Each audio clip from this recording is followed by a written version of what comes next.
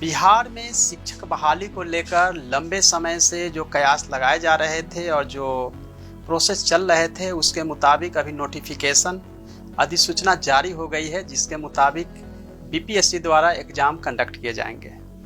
दो तरह से इसमें एग्ज़ाम होंगे। पहला तो यह है कि जो पहले से ही नियोजित शिक्षक हैं उनको रेगुलर जो टीचर होंगे उसके बराबर के लाभ लेने के लिए उनको एग्ज़ाम बीपीएससी द्वारा जो कंडक्ट की जाएगी उसको देना है। दूसरे वो हैं जो 7th फेज की वेट कर रहे थे और उनको बीपीएससी एग्ज़ाम अब देनी है, तो 7th फेज या आगे के जो भी अभी सीसेट पास किए हैं, टेट पास किए हैं, उन्हें एग्ज़ाम देना है। तो अब बीपीएससी एग्ज़ाम जो होगी उसमें आप लोगों को शामिल होना है।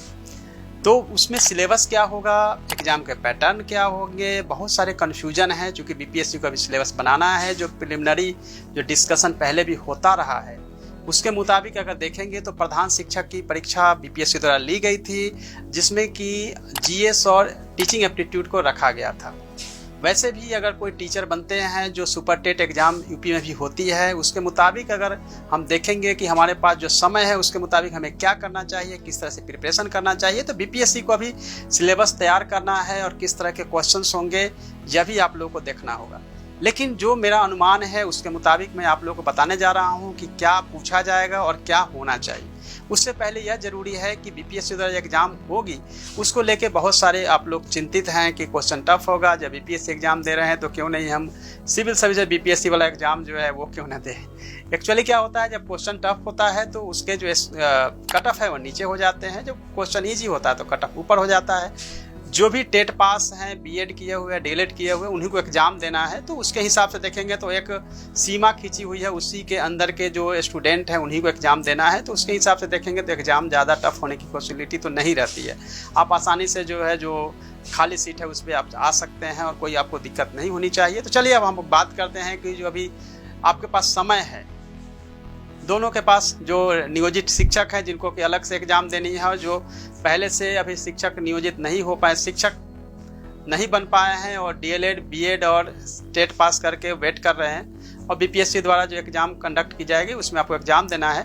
तो जो प्रधान शिक्षक परीक्षा हुई थी उसके मुताबिक और जो सुपर टेट एग्ज़ाम जो यूपी द्वारा ली जाती है उसके मुताबिक देखा जाए तो दो भागों में बांटा जा सकता है। एक तो है कि जीएस का पोर्शन और दूसरा है टीचिंग एप्टीट्यूड का। ये मैं दोनों के लिए बता रहा हूँ। अब आपके मन में होगा कि जो पहले से नियोजित शिक्षक हैं वो और जो अभी खाली पद हैं जिसके अगेंस्ट में आप लोग एग्ज़ाम देने वाले हैं, उन दोनों में अंतर यह है कि दोनों के एग्ज़ाम अलग होने की संभावना है, क्योंकि एक साथ अगर एग्ज़ाम होता है तो दोनों को अलग अलग करना मुश्किल होगा, मेरिट निकालना मुश्किल होगा। बेहतर यही होगा कि अलग अलग, पॉसिबिलिटी यही है कि अलग अलग होगा और दोनों के एग्ज़ाम्स के पैटर्न लगभग सेम होंगे। तो पैटर्न की बात कर लेते हैं। पहले तो कि जीएस जो है वो पूछा जाएगा और लगभग हो सकता है 75 मार्क्स के हो, और दूसरे जो है टीचिंग एप्टीट्यूड, क्योंकि आप लोगों ने बीएड और डीएलएड किया है तो वो भी आप लोगों को पढ़ना है और पढ़ा हुआ है ऑलरेडी।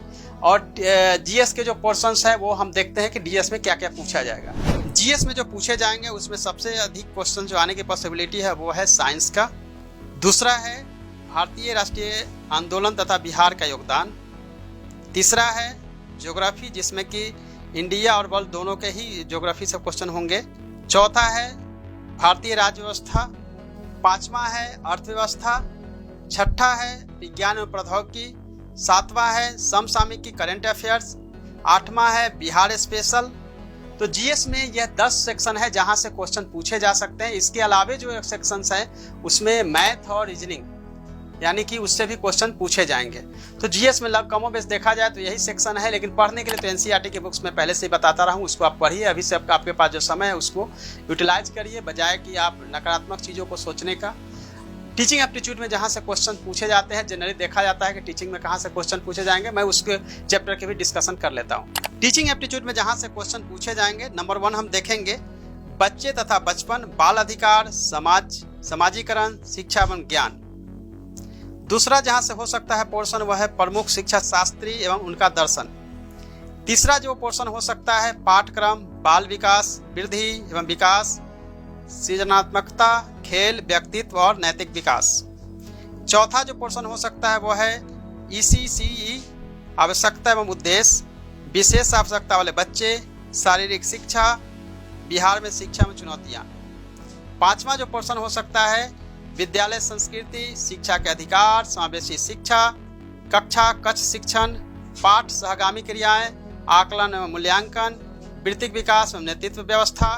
छठा जो पोर्शन हो सकता है वो है जिला स्तरीय संस्थाएं, राज्य स्तरीय संस्थाएं एवं राष्ट्रीय स्तर की संस्थाएं। 7 जो पोर्शन हो सकता है भारतीय समाज में समावेशन, अपवर्जन, समावेशी शिक्षा, जेंडर विभेद एवं संवेदनशीलता, समता और सामाजिक न्याय के लिए शिक्षा तथा शिक्षकों की अस्मिता। 8वां जो पोर्शन हो सकता है राष्ट्रीय पाठ्यक्रम की रूपरेखा, शिक्षण अधिगम में मल्टीमीडिया साधनों का उपयोग तथा विद्यालय कार्यों के साथ ICT का एकीकरण।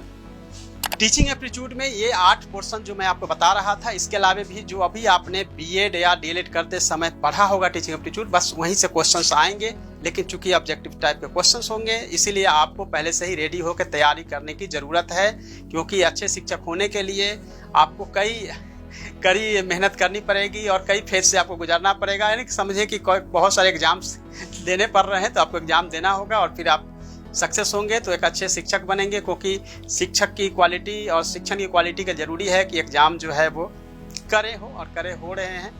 ऑल द बेस्ट सभी को। आप सभी इसी लाइन पे आप लोग तैयारी करिए ताकि आपकी तैयारी जो है मैक्सिमम हो चुकी होगी, नोटिफिकेशन आएगी, समय बहुत कम होगा तो इसमें आपको समय कम मिल पाएगा। अभी से आप लोग तैयारी करिए। ये जो वीडियो बना रहा हूँ इसलिए क्योंकि आपने लोगों ने इतने सारे कॉल्स किए, मैसेज कर रहे हैं कि क्या पूछा जाएगा, कहाँ से। मैंने एक अनुमान के आधार पर आपको बताया है, ऑफिशियली मैं कुछ भी आपको नहीं बता रहा हूँ, इस बात का आप लोग ध्यान रखेंगे। अनऑफिशियली है, ऑफिशियली जब आएगी तो मैं आपको बताऊँगा। धन्यवाद, थैंक यू सो मच।